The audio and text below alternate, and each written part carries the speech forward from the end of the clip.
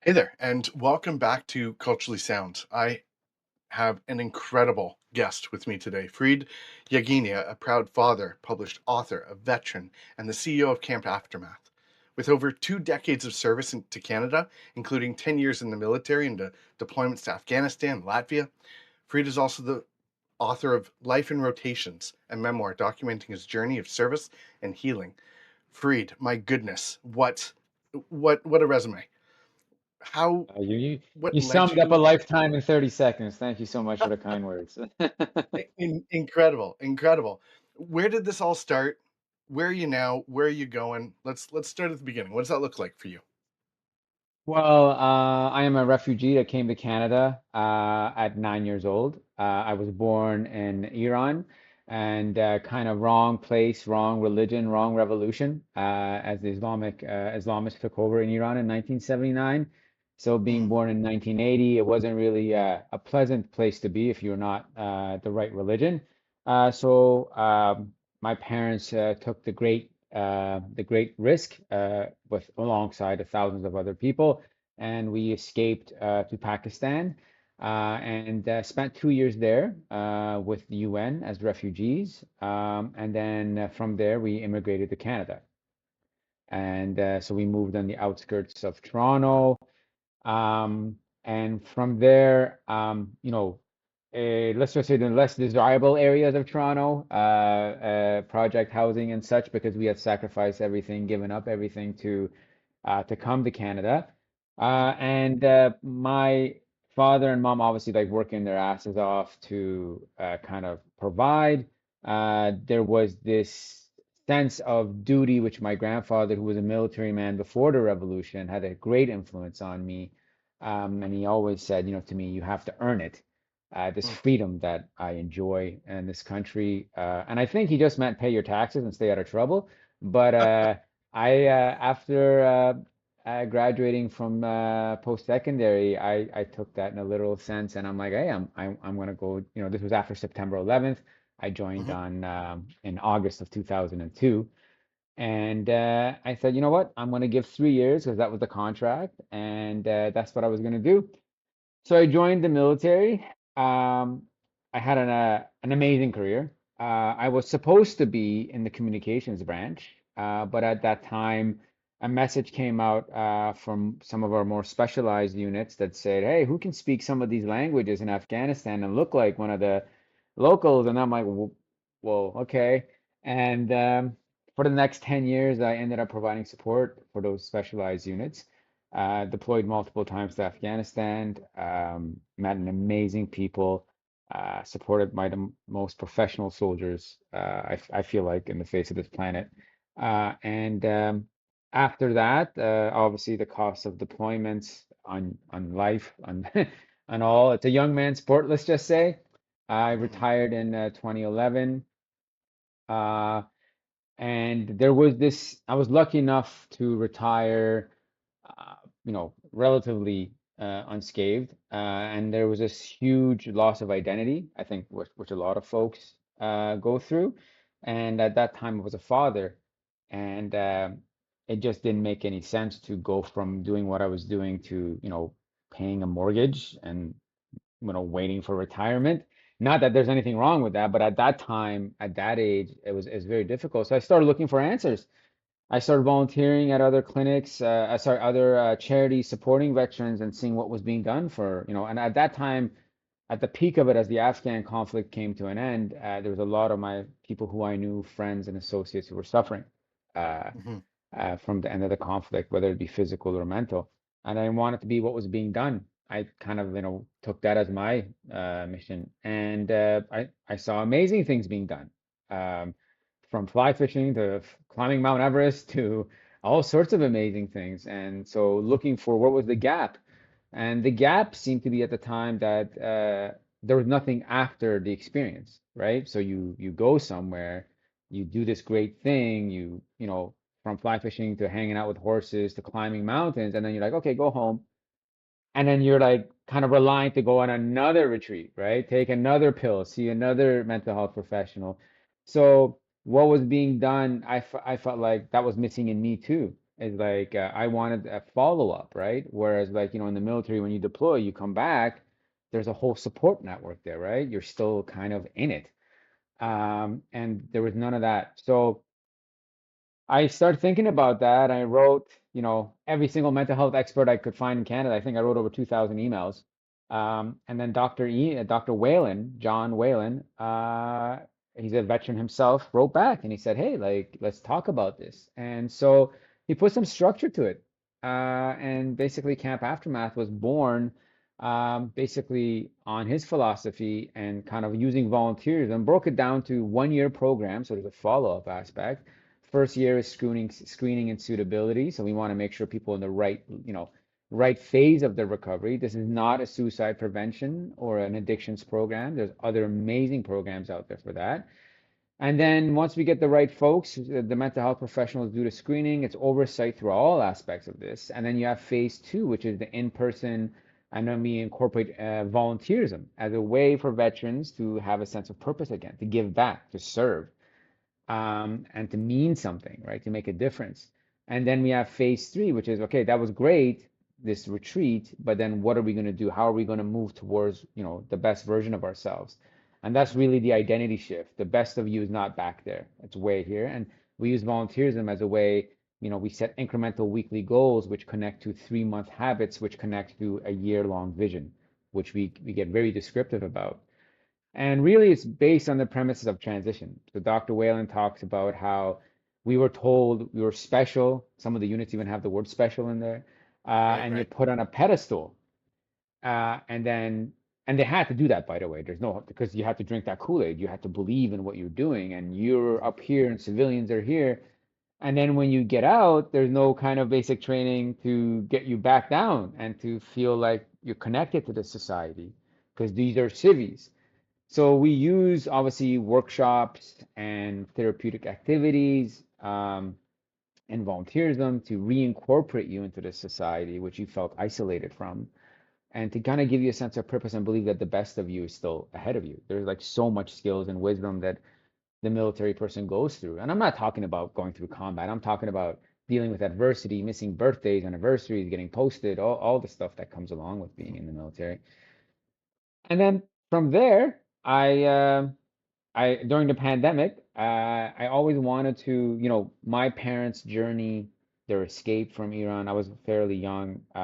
It's all scattered, right, from memory, and it's perhaps too traumatic to talk about. And so I never knew. And when I had my daughter, I'm like, well, I kind of want her to have something. So, I don't have because your memory starts to go, right, as you get older.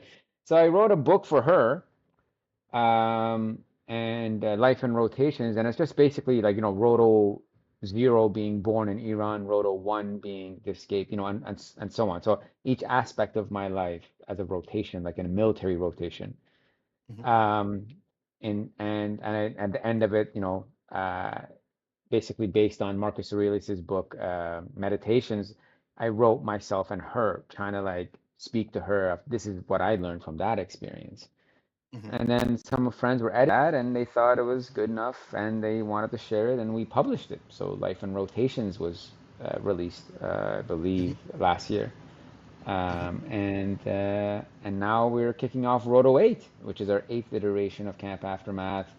We've done it in Canada. We did it in Germany, supporting Ukrainian first responders, and we've done it in Costa Rica, our volunteer projects with Nicaraguan refugees. We volunteer with animals, environment, because people want to give homes, right? They don't want to just give to one, Right. and that's how we're here. That was an incredible map and weaving of tapestry of your life. I mean, first off, and I think I can speak to anyone that's listening. Thank you for your service. That's first and foremost. Secondly, I mean, all of this.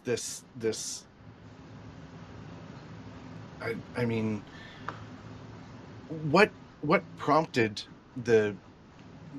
You spoke about your grandfather and how he and correct me if this isn't the right word, but inspired you to join to serve.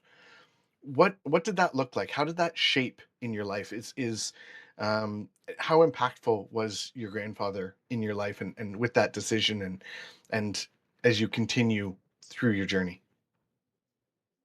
Early on, it was my beacon because I was very angry as a child. I was angry at all Iranians, whether they would be Muslim or whether they be non. I was mad at the Muslim religion for persecuting and executing family members and pushing us out.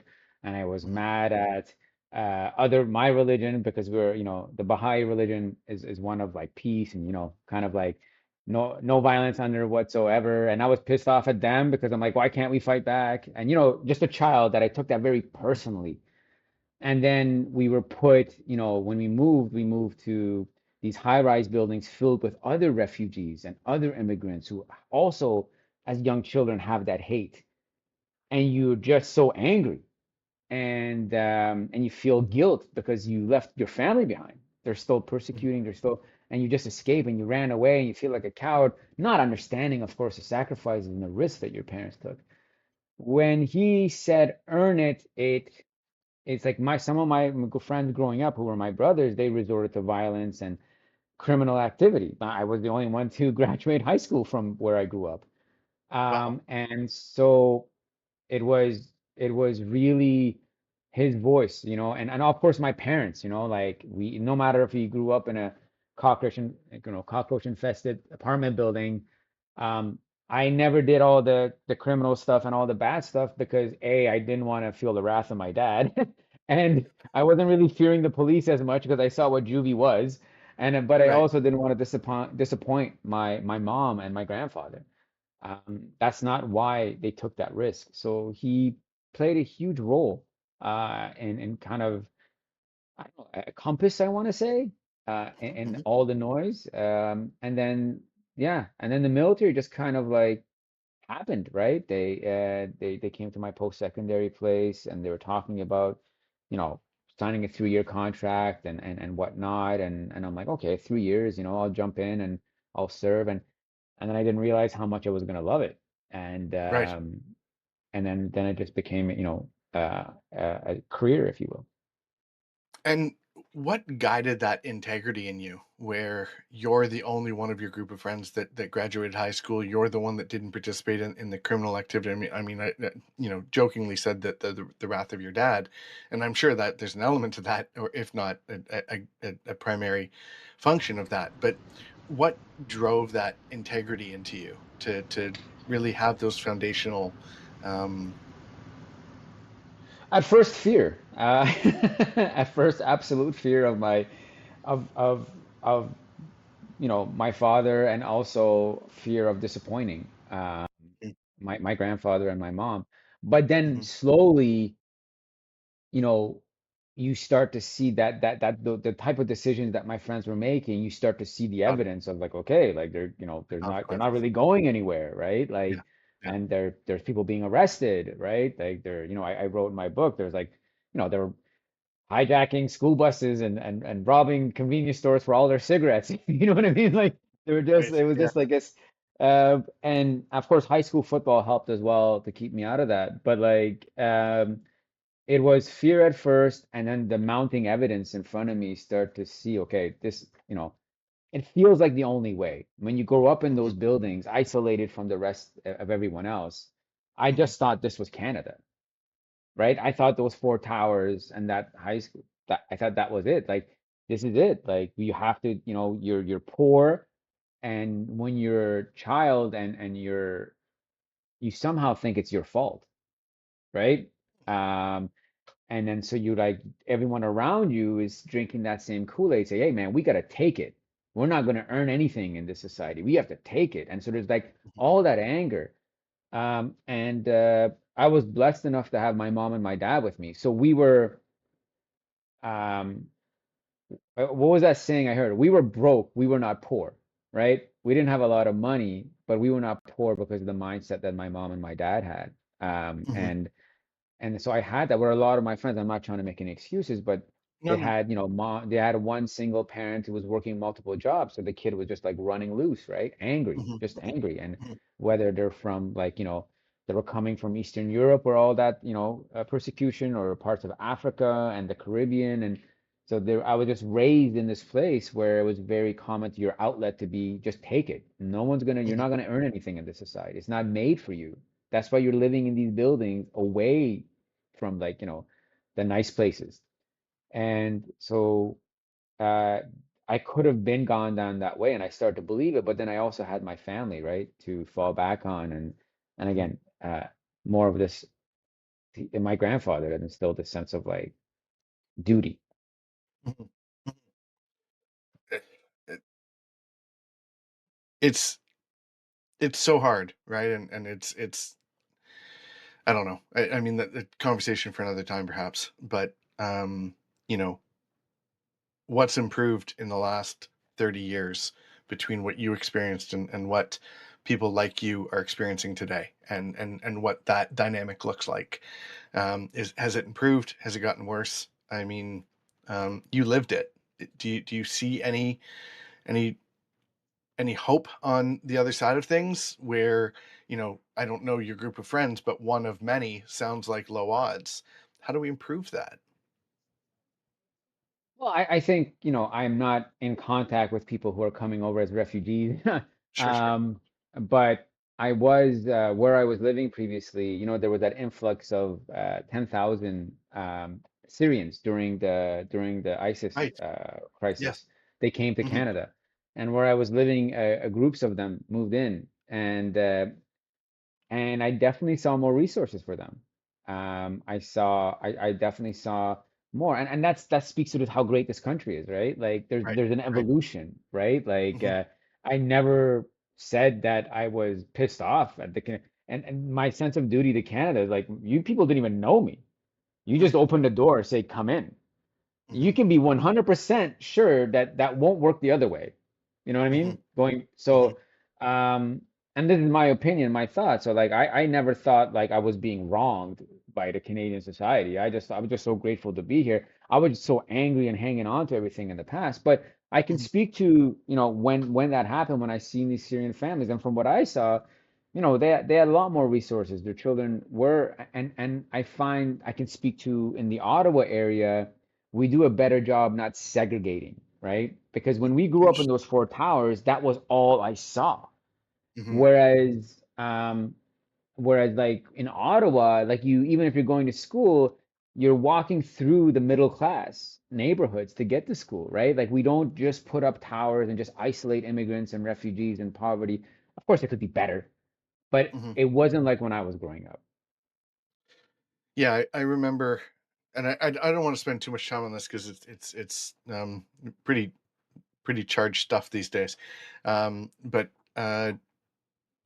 grew up in Toronto, moved to Burlington. There's an affluent area in between Oakville, Glen Abbey. The Canadian Open is played there, and I think I could be mistaken, but I think it was the NDP that built out a bunch of, or pushed towards building out a bunch of high rises in Glen Abbey, which is a very affluent area in Oakville, and there was a lot of conflict around that. And I think, to your point, I think it's important um, to integrate and not segregate, and build bridges and not walls. I mean, it's a core component of core ethos, and what we look to do.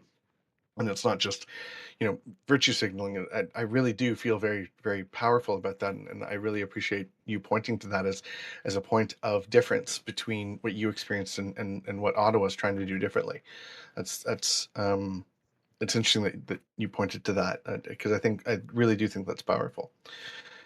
Your time in the military, and we don't need to go too specific, uncover anything that you're not interested in sharing.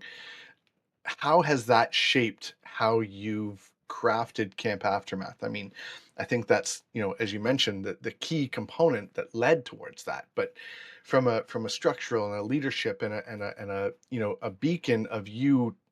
I don't know if you look at it as leading people up the hill, or getting behind them and supporting them for that climb, and out of that darkness, and to the light. What is How has that shaped, or is there an aspect of your time in service that shaped how you're guiding and leading your nonprofit?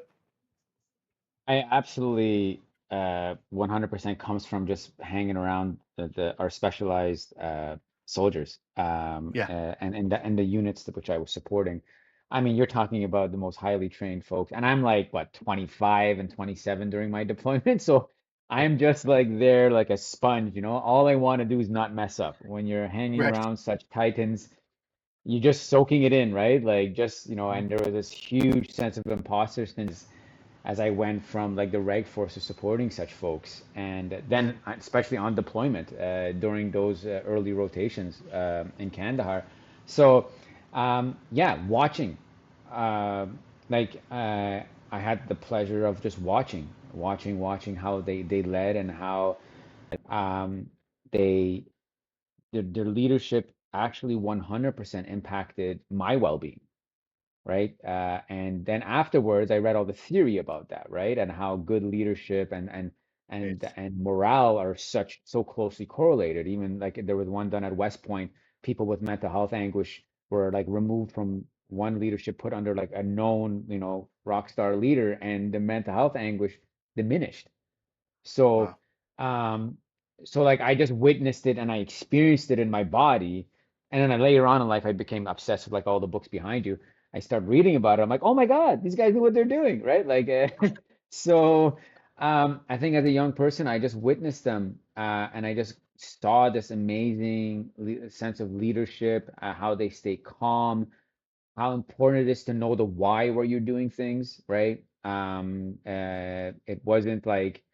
It wasn't no Kool-Aid with why we were there and what we were trying to do. So I had a very concrete why because when things went sideways, if you were there for like recognition or if you're there, to get another pickup truck on CFP Petawawa, things are not going to be good for you, right? If that's your why, Mhm. because when things go wrong, you have to fall back on something. So I had a pretty clear why I was there. Mhm. And then the thing that shaped Aftermath was these glimpses of, and they called them, once I was part of an unofficial study. They call them flickers, right? Of these amazing moments which overrid all the crazy which comes with conflict. And Mhm. I'll give you an example of one. It's like, you're driving in the middle of nowhere for days outside of Kandahar, and then you see, we come up on a village, and I'll very vividly remember this little girl pumping a well, and it had a Canadian flag on it, and that never made the media, right? Yeah. And Yeah. and then you're just like, that's the same flag on my shoulder, and that just like overrid everything else, uh, and so that sense of volunteerism that no one could take from me, right? Like that, like you could say, oh, you're there for oil, or you're there for like, like some conspiracy theory or whatever, and I don't care really, but like that you can't take away from me. That's just Mhm. good. And there's a handful of those that I experienced that for whatever reason, my mind kind of overrode all the other stuff. Mhm. And I realized that a lot of my fellow comrades who deployed, whether it be the Reg Force or other units, they were told, protect this road. There's a hospital being built over there. Okay, check. I'm going to do that. And then things go wrong. Your friends get hurt. Civilians die. Um, but you never get to see the hospital. You never get to still look in the patient's faces. And that's not the military's fault. You have to go protect another road. That's war. Right. Yeah. So what we try to do in Aftermath is try to get those flickers. So whatever volunteerism we do, it's face to face with the person you're helping. So in Costa Rica, when we build homes for Nicaraguan refugees, it wasn't that we just built it and left. We built it with the local community. So they got to look into the eyes, like I got that little girl looking in my eyes, right? And whether it's Camp Garrigona in Quebec, we're working with children and adults with autism. We do it looking into their eyes. It's all Mhm. interactive. And for this year for Roto 8, we're going to the Ottawa Humane Society. We're going to be looking at our furry friends, right? And it's not so that's my whole mission is to get them that feedback because that has been paramount in my well-being. I think it's so critical, and I don't know. Call it Gen Z, call it whatever you want. I think society in general, um, people are getting behind things that they believe in, and it's not just about the paycheck. It's about how they're contributing to a greater good, and I hope that the polarization of society today diminishes and rallies around that purpose, and the willingness to have conversations and explore what it looks like to arrive at the destination rather than just argue about how we're going to get there. And it feels like there's two maps. One takes a high road, one takes a low road, whatever the path may be, up and over the mountain or through the valley. At the end of the day, it arrives at the same destination, and we need to be talking more about the destination and those purposes rather than the path that we're going to take to get there. And I think those flickers are those destinations. They're the purposes of why we're there, and what we're looking to do, and how we get there. Like you trusted in your leaders to guide you to what that looks like. It's so critical, and the work that you're doing in Aftermath is so impactful from that perspective, exposing the people that are looking for those flickers and those destination points is so critical. What do you believe is I mean, anything that I said there out of alignment with how you Oh, feel, no, or no, good to go. what do you what do you most cherish about the work that you're doing today? Like, what's a recent experience that just, filled that empty cup of yours, and said, you know what, I'm in the right place doing the right thing. There's so many. Um, my greatest joy comes when a participant uh it has nothing to do with the program or me, because Mhm. we set up a group chats after every rotation, and that's how we Okay. hold each other accountable in our weekly, we call them VTCs, video teleconferences. When you, it's always great when things are good, right? When people are like, oh, I signed up for that course, and oh, I finally had that conversation, and the group is like, yes, yes. And that's the early on, right, of going Mhm, into phase mhm, three, because everyone's coming mhm. off the high of the retreat. And then eventually life kicks you in the stomach, right? And and it's them coming together, right? It's that sense of camaraderie, and they realize that they didn't need a uniform, that they didn't need someone telling them to do it because it was their job. That, and then you're just not even a part of that conversation, right? And you just see them come together. And recently it was someone who was having really trouble with like going back to work, right? Because they'd been on Yeah, medical leave, and then you just saw the group coming together. And it wasn't that they were providing expert advice. You know what I mean? None of them were mental health professionals, right? It was just providing a safe place for someone to say, and then asking the question that not a lot of us get to hear when we're in distress. How can I help? The group is here. Um, because most times people just want to be heard, right? They don't want advice. Um, and uh, and so it was really, really cool for me to see that recently. And it just really makes you realize why you're doing this. Is because you see the group come together. And then I literally get to relive that little girl with the water well, like every time that happens. So selfishly, this is all selfish. And I tell everyone this. Like Camp Aftermath is a selfish endeavor, right? I'm just trying to stack these flicker moments, right? And yeah, yeah. um and it just makes, yeah, it just gives me the greatest joy and purpose. There's a term for getting joy out of seeing other people feeling joy, or being joyful, and I experience it all the time with my kids. It sounds, and I wish I could grab onto that term right now, but maybe I'll share it in the show notes. But I mean, it's such an impactful thing. There's often conversation about, and this is downplaying sort of what you just shared, but I think an element of it is woven into it. Um, when you're able to smile or nod or hold the door, do something kind for someone else, it's a selfish act because it feels so good to help someone else. Some people detach from that, and they forget about, or they're unaware of how good that feels. And I mean, um, I say this a little bit tongue in cheek, but you're so fortunate to do what you do, to have so many moments like that. When you first started reflecting, gosh, there's so many, and I mean, what a gift to be able to say that and give back to those that have served in perils and experiences that are so traumatizing that they need what you're providing. And thank you. What what excites you about tomorrow? What's I mean, we can get to the book and we can dive into that if you'd prefer, but I'm kind of curious about where you sit now in your perspective.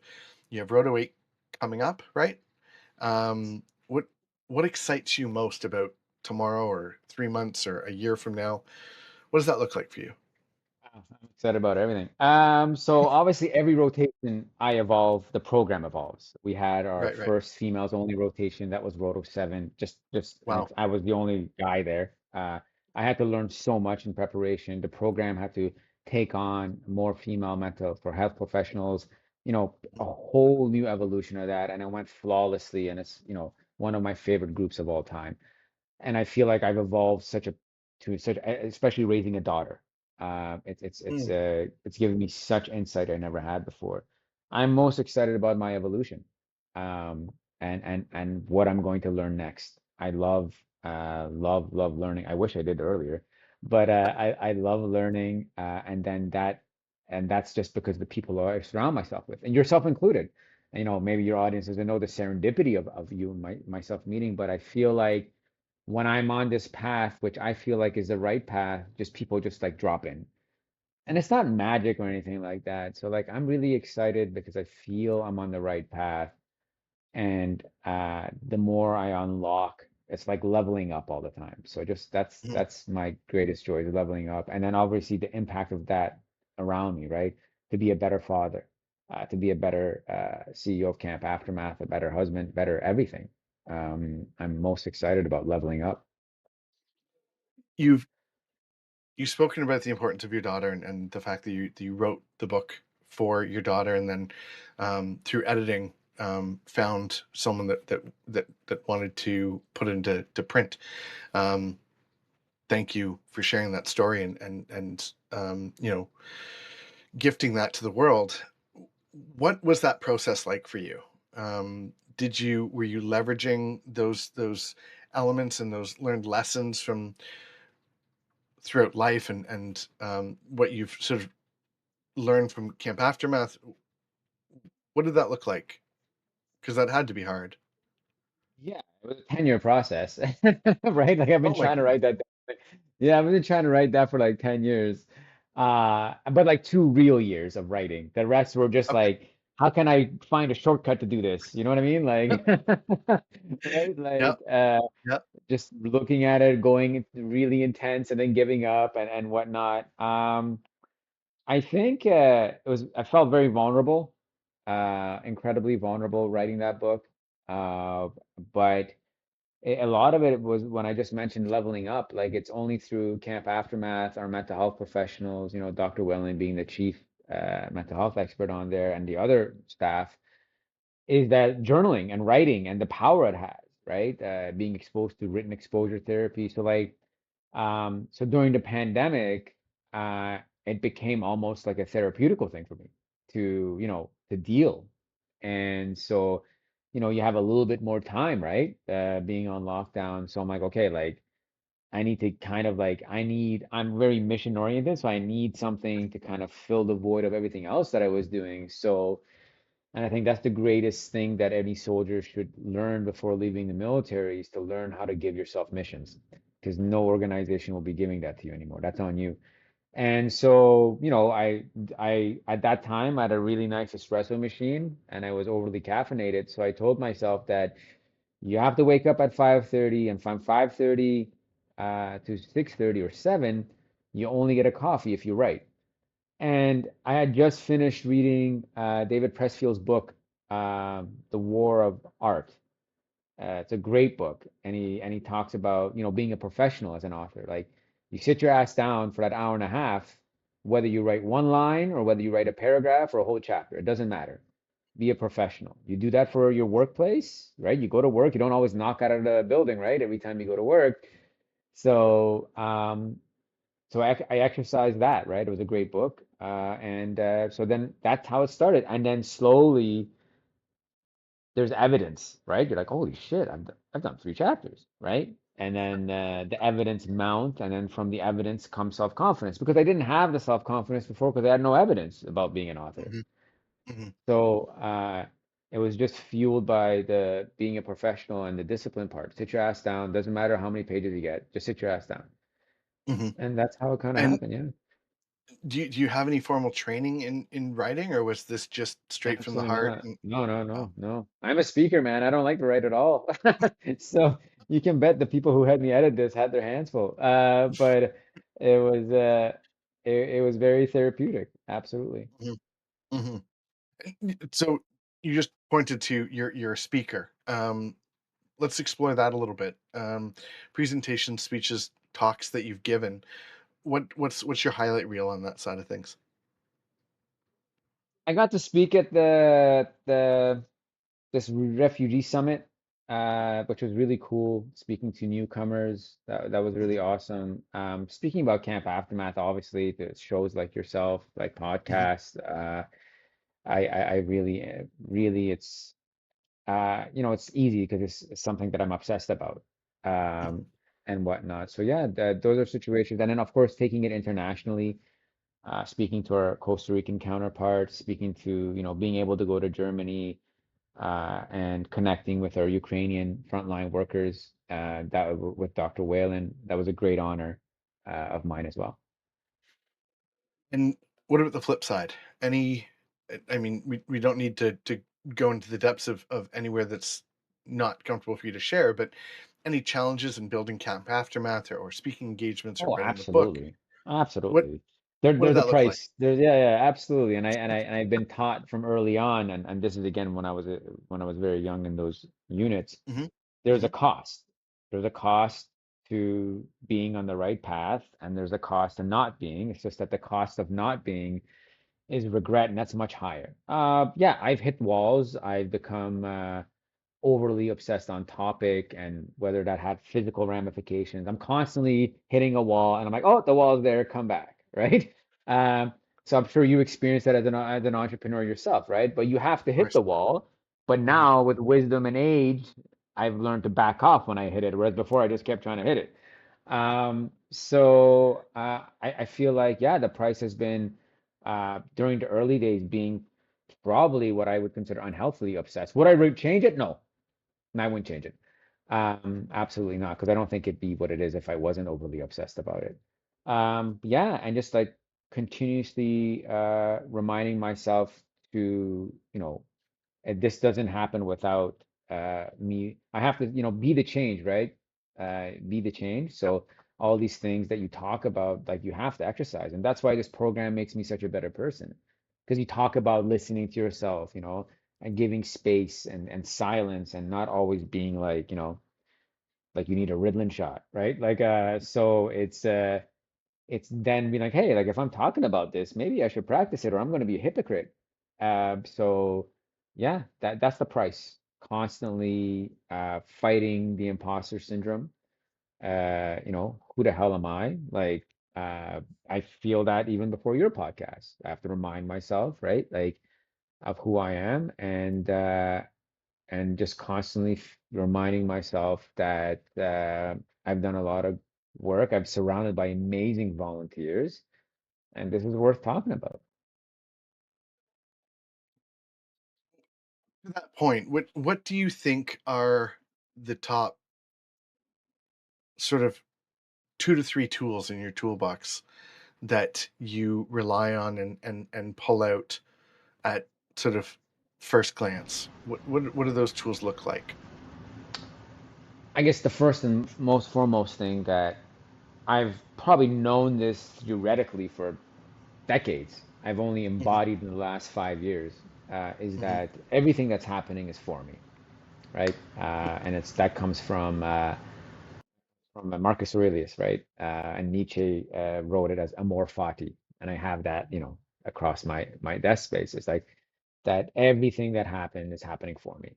Every obstacle that comes in my way, it was meant. Because when I look back now, you know what I mean? Oh, oh yeah, that Hmm. happened. So this can, and I'm speaking from my experience, and I don't want to take away from anyone else's. but that's been true to me. And what's happened recently is that when life kicks me in the guts or I have a challenge, it's not that I'm Buddha and I start levitating every time someone kicks me. It's that Sure. that unnecessary suffering doesn't happen where I would hang on to something for days and weeks and months. Now I can get it down to a day or a half a day. Yeah.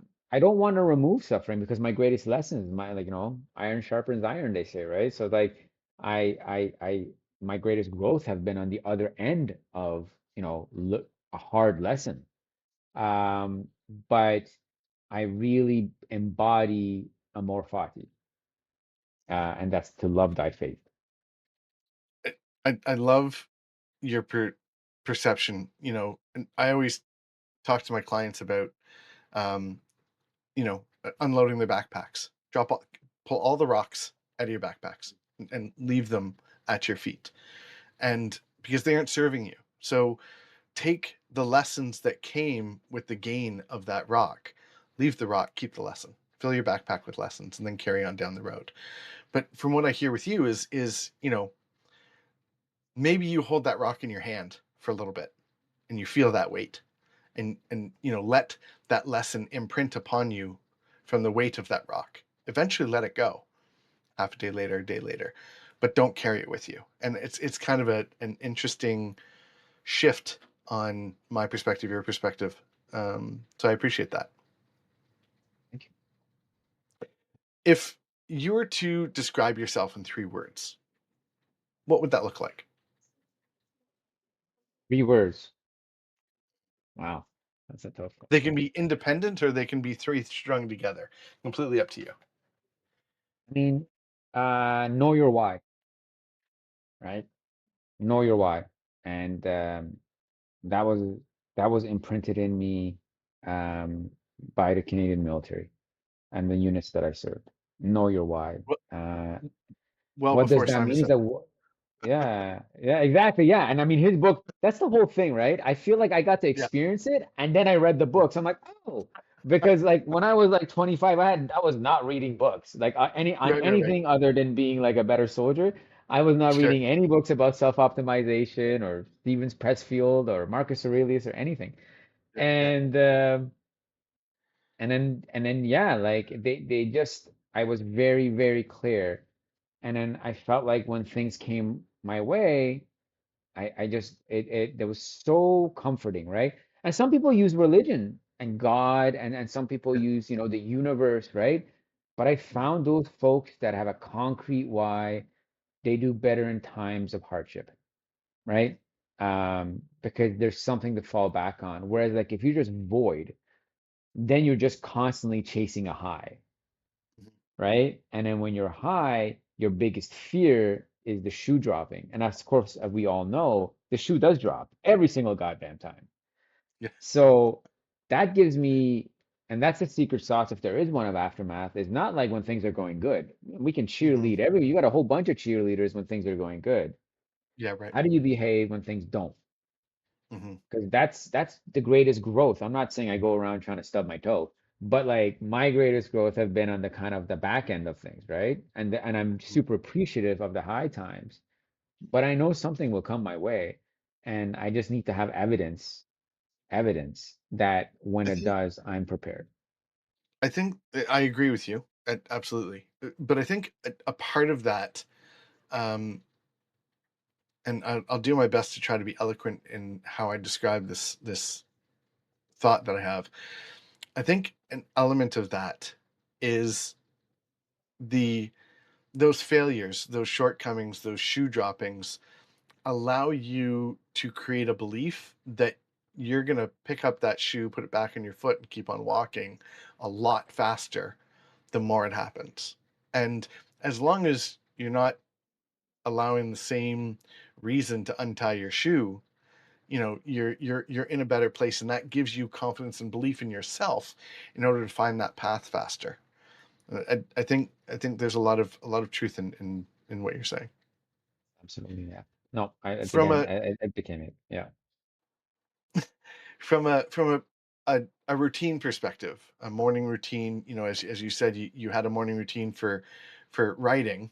Um, what does that look like on the daily for you now, as you've written the book, you're approaching Roto 8? Is there a common routine that's unique to your season in life, or do you have a similar routine that just always serves you well?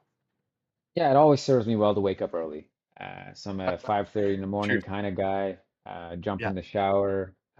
It was yoga and meditation, but now it's meditation and hips openings because I'm very in my old age. So various hip opening and mobility exercises.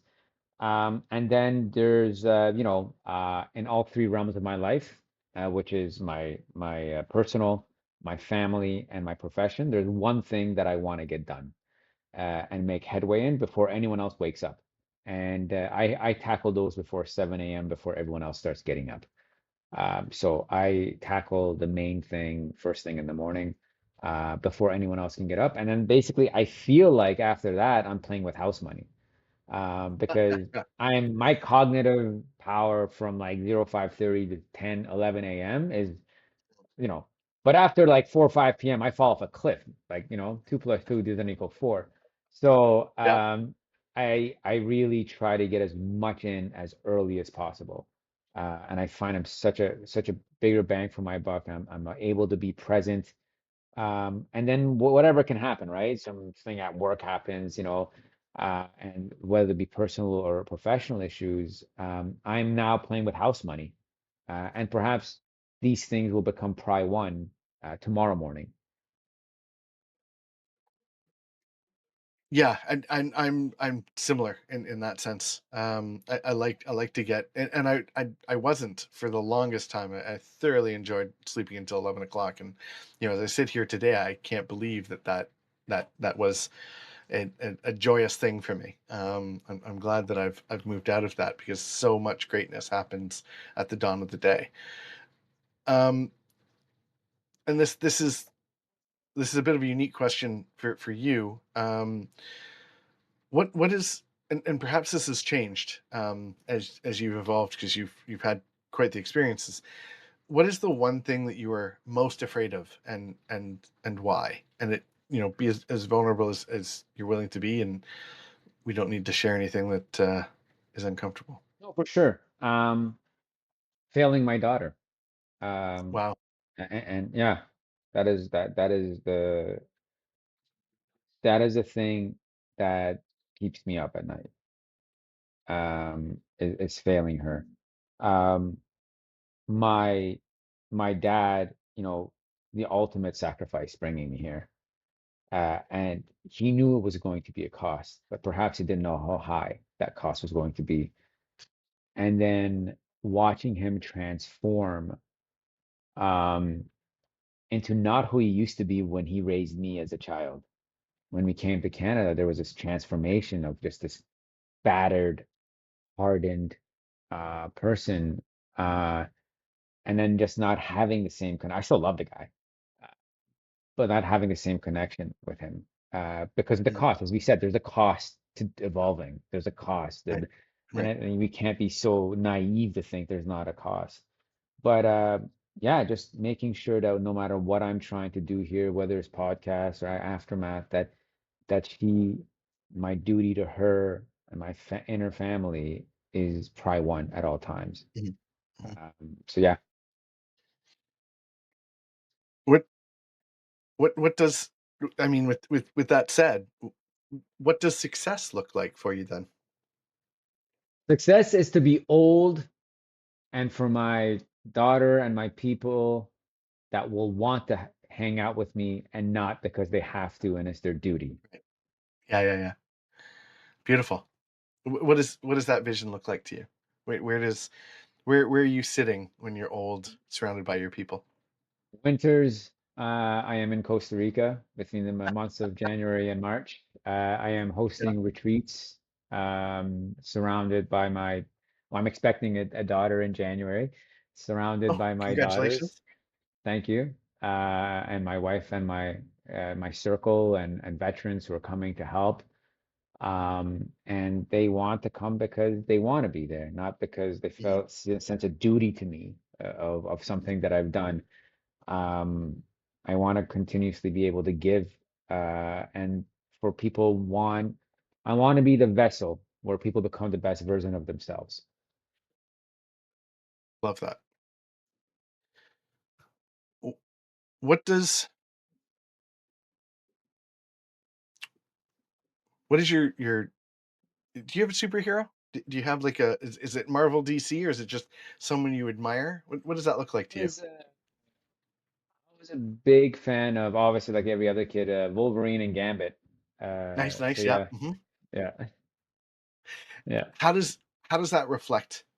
Does that reflect on your experiences and your anger Um, and or what does that look like? yeah, yeah. I definitely say my superhero, if there was one, Marcus Aurelius. Stoicism has been something that's been huge for me in my evolution. Okay. Okay. And I used it early on in the military career, but I would say more for compartmentalization. And then Interesting. later in life, it became something that's really has kept kind of been my beacon of light, has been Hmm. new iteration of my grandfather. Hmm. And so Marcus Aurelius, I'd be Wolverine because earlier I was very angry, right? Right. I was very angry. And then Marcus became kind of the evolution of it Interesting. all, right? And so for that, I am grateful. Yeah. Does Gladiator have hold a space for you? Are you a movie buff Absolutely. at Yeah, all? yeah, absolutely. Absolutely. Yeah, yeah.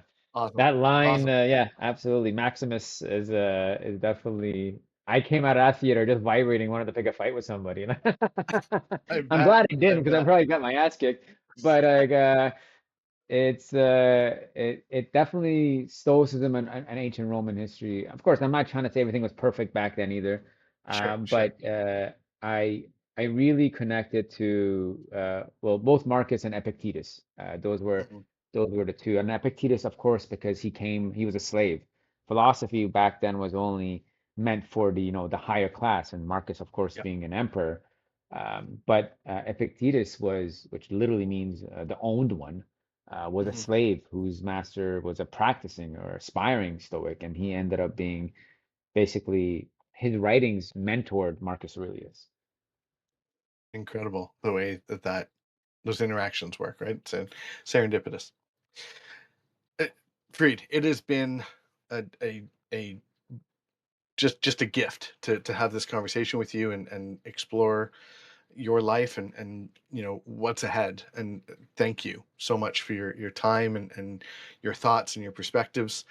Anything that you want to share, sort of from a closing remark sort of perspective? I just want to say thank you so much for having me. It's been a pleasure getting to know you, and I look forward to really, seeing what magic you and I can make happen.